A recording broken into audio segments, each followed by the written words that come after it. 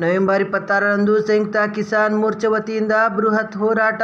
ಚಾಮರಾಜ ಪಾಟೀಲ್ ಬೆಡ್ದೂರ್.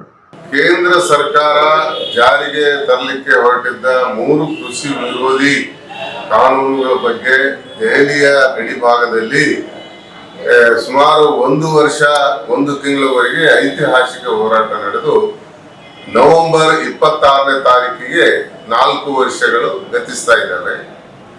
ಈ ಒಂದು ಸಂದರ್ಭದಲ್ಲಿ ಇಡೀ ದೇಶದಾದ್ಯಂತ ಕೇಂದ್ರ ಸರ್ಕಾರಕ್ಕೆ ಎಚ್ಚರಿಕೆ ಕೊಡಲಿಕ್ಕೆ ಕೃಷಿ ವಿರೋಧಿ ಕಾನೂನುಗಳನ್ನು ವಾಪಸ್ ಪಡೆಯಬೇಕು. ಮೋಡಿನಗರದ ಪತ್ರಿಕಾ ಭವನದಲ್ಲಿ ಸಂಯುಕ್ತ ಕಿಸಾನ್ ಮೋರ್ಚಾ ರಾಜ್ಯಾಧ್ಯಕ್ಷರಾದ ಚಾಮರಾಜ ಪಾಟೀಲ್ ಬೆಡ್ದೂರ್ ಅವರು ಮಾತನಾಡಿ, ಕೇಂದ್ರದಲ್ಲಿನ ಸರ್ಕಾರವು ರೈತ ವಿರೋಧಿಯಾದ 3 ಕಾನೂನುಗಳನ್ನು ಜಾರಿ ಮಾಡಿರುವುದನ್ನು ತಡೆಯಲು ಖಂಡಿಸಿದ ರೈತರ ಹೋರಾಟಕ್ಕೆ 4 ವರ್ಷ ಕಳೆದರು.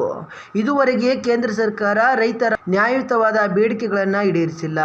ಇದನ್ನು ಖಂಡಿಸಿ ರಾಜ್ಯದಲ್ಲಿನ ಎಲ್ಲ ರೈತ ಪರ ಮತ್ತು ದಲಿತ ಪರ, ಕಾರ್ಮಿಕ ಪರ ಹಾಗೂ ಇನ್ನಿತರೆ ಸಂಘಟನೆಗಳು ಹಾಗೂ ಪ್ರಗತಿಪರರು ಒಳಗೊಂಡಂತೆ ಸಂಯುಕ್ತ ಕಿಸಾನ್ ಮೋರ್ಚಾ ಪ್ರಮುಖ ಬೇಡಿಕೆಗಳಾದ ಭೂ ಸ್ವಾಧೀನ ಕಾಯ್ದೆ, ಕೃಷಿಯೇತರ ಬಂಡವಾಳಶಾಹಿಗಳಿಗೆ ಕೃಷಿ ಭೂಮಿಯನ್ನ ಖರೀದಿಸುವುದಕ್ಕೆ ಅವಕಾಶ ನೀಡದೆ ಕೃಷಿಕರಿಗೆ ರೈತರಿಗೆ ಭೂಮಿ ಖರೀದಿ ಮಾಡುವುದಕ್ಕೆ ಅವಕಾಶ ನೀಡುವ ಮೂಲಕ ರೈತರಿಗೆ ಕೃಷಿ ಮಾಡಲು ಭೂಮಿಯನ್ನ ಉಳಿಸುವುದು, ಅದೇ ರೀತಿ ಕೃಷಿ ಉತ್ಪನ್ನಗಳ ಖರೀದಿಗೆ ಖಾಸಗಿಯವರಿಗೆ ಅವಕಾಶವನ್ನ ಕೊಡುವುದರಿಂದ ಸ್ಥಳೀಯ ವ್ಯಾಪಾರಸ್ಥರಿಗೆ ಪೈಪೋಟಿ ನೀಡುವುದಕ್ಕೆ ಆಗಲ್ಲ ಹಾಗೂ ರೈತರು ಮಾರಾಟ ಮಾಡಿದ ಉತ್ಪನ್ನಗಳಿಗೆ ಸರಿಯಾದ ಬೆಲೆ ದೊರೆಯುವುದಿಲ್ಲ ಹಾಗೂ ರೈತರ ಹಣಕ್ಕೆ ಭದ್ರತೆ ಇರುವುದಿಲ್ಲ.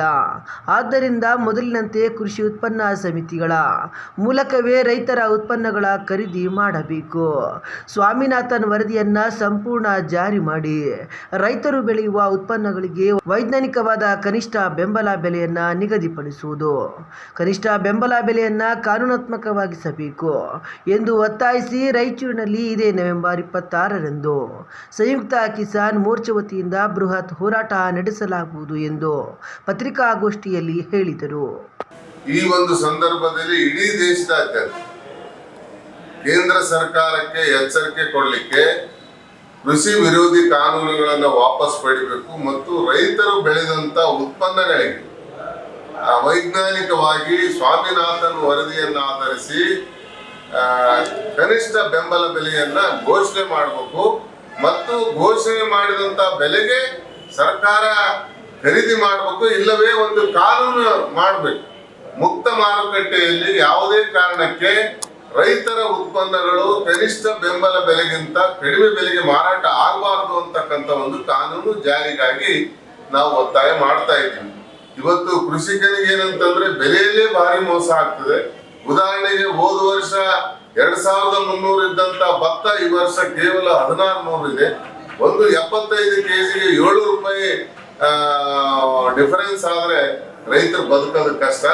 ಆ ಕಾರಣಕ್ಕಾಗಿ ಮತ್ತೊಮ್ಮೆ ಕೇಂದ್ರ ಸರ್ಕಾರಕ್ಕೆ ರೈತರ ವಿಶಾಲವಾದಂತಹ ಕೃಷಿ ಕ್ಷೇತ್ರದ ರಕ್ಷಣೆಗಾಗಿ ಬೆಂಬಲ ಬೆಲೆಯಲ್ಲಿ ಕೃಷಿ ಉತ್ಪನ್ನಗಳನ್ನು ಖರೀದಿ ಮಾಡಬೇಕು ಮತ್ತು ಅದು ಕಾನೂನಿನ ಚೌಕಟ್ಟಿಗೆ ತರಬೇಕಂತ ಹೇಳಿ 26ನೇ ತಾರೀಕು ಬಹಳ ಬೃಹತ್ ಚಳವಳಿಯನ್ನ ಇಡೀ ದೇಶದಾದ್ಯಂತ ಸಂಯುಕ್ತ ಕಿಸಾನ್ ಮೋರ್ಚಾ ಕರೆಯ ಮೇರೆಗೆ ನಾವೆಲ್ಲರೂ ನಡೆಸ್ತಾ ಇದ್ದೀವಿ.